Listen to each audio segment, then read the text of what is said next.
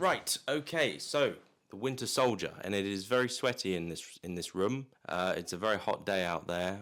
I've got a fan, but I can't use it because it might ruin the sound. But yes. Anyway, let's talk about this movie now. Let's talk about Captain America: The Winter Soldier, which is actually a very, very, very good movie. Definitely better than Iron Man 3. Definitely better than Thor: The Dark World. It's obviously not as entertaining as the Avengers because that movie is just special. Like, it just has everything in it. And this is just better than most Marvel films at this moment in time. This is better than most movies in this whole franchise. And I think a lot of people who are kind of like not really like Marvel fans also really, really like this film because it kind of feels like it feels more grounded in comparison. Like, it feels more like a Bourne movie, like a Bourne Identity type movie. And yeah, this is a very, very good film. It's actually quite interesting. It's quite intelligent, I would say. And Marvel, like, okay, yeah, for every like Thor,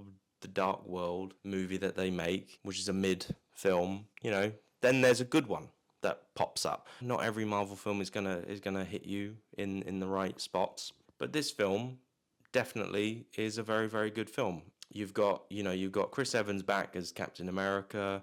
This time he's not in World War II, so it's less cheesy and it's less propagandary. It's an interesting story about like governments kind of, not really looking out for us, to be honest with you. Like, to say it in a very basic sort of way, like taking away our freedoms, that sort of thing. And Captain America is now a little bit more disillusioned about America, about his country that he fought for in World War II. Like, back in those days in World War II, it was just like, right, go and fight for your country. Patriotism. It was all about that, and it was like that for us as well, and in England. But yeah, let's go beat the Nazis. Let's go take them out. We need to stop those Krauts. We need to kick Hitler's ass. It was like that. But nowadays, it's like, if you honestly like talk to anybody and say, would you go to war for this country? Like, would you fight with Keir Starmer? Would you fight for him to go up against Putin or whatever? And most of them would say no. No, I would object. I would object to serving in the military. And it's like, yeah, that's just how it is, really, isn't it? Sorry to get political. I don't mean to get political, but this film is a very political film, to be honest with you. And it is all about being watched by the government.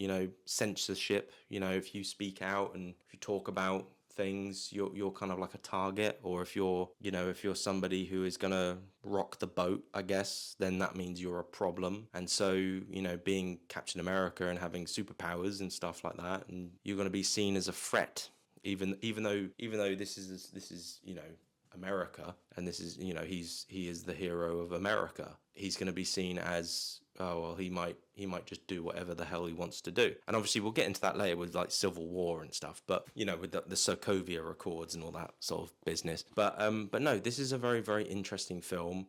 Scarlett Johansson is in this film, and I would say that this is probably the hottest she is in all of the. Let's get away from the serious debate about government and censorship and all this sort of stuff and being watched by CCTV and all that business.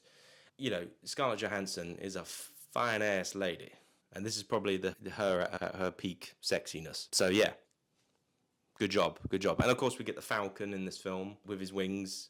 He's quite fun. He's a fun little addition to this film. And of course, Bucky comes back, and now he's a super soldier, and that's cool. And that goes back to the first one where you've got like they're best buddies, and it's kind of like an interesting story, similar to like Revenge of the Sith, almost, like where you've got Obi-Wan Kenobi and Anakin who don't want to fight each other, but they have to, sort of thing. And that's cool. And like Captain America, he becomes a fugitive, so it's a little bit like The Fugitive as well. Which is another movie that I like. And yeah, like the Bourne Identity, yeah, or the Manchurian Candidate. Yeah, I need to keep drinking. Gotta have your fluids. So, not a lot really much to say about this film other than the fact that it kicks ass. Like, there's some great action. And as I said, like, people who are just not fans of Marvel kind of like this film as well, because it just sort of feels like another movie. Like it feels like just a good movie. Sam Jackson's in it.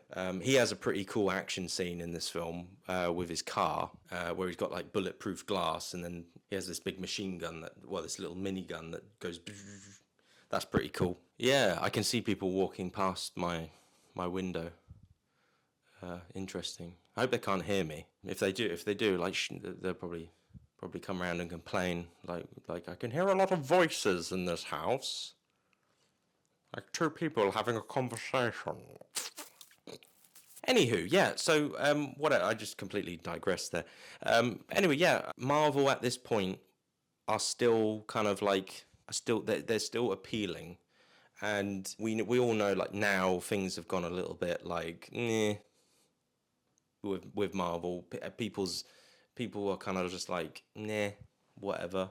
But it's just like at this point with this movie, people were still fans. People were still kind of like there was a novelty to it. You know, there was still kind of like, oh yeah, I feel compelled to go and see that film because that was teased in that film and that was in that film. So yeah, like the Marvel Cinematic Universe was in a good place. And interestingly, actually, I remember, I think this was when that TV show came out, the Agents of Shield, and I remember it kind of like it connected to that as well. So that was quite fun. Like I think I only watched like the first season of that show and then I gave up after that. But I remember it kind of like the storyline of Shield kind of being kind of disbanded. I remember that whole storyline overlapping with the TV show, and there was that building called the Triskelion. I think it was called. I think it was called the Triskelion. I can't remember if that's the right word.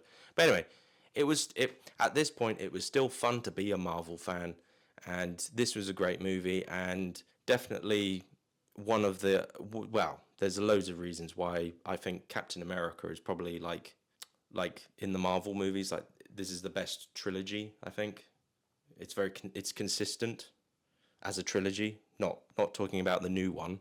You know, so far you've got two really, really good movies. Both very different. One is World War II, patriotic. This one's more, government conspiracy theory, fugitive, Born Identity sort of stuff. Manchurian Candidate.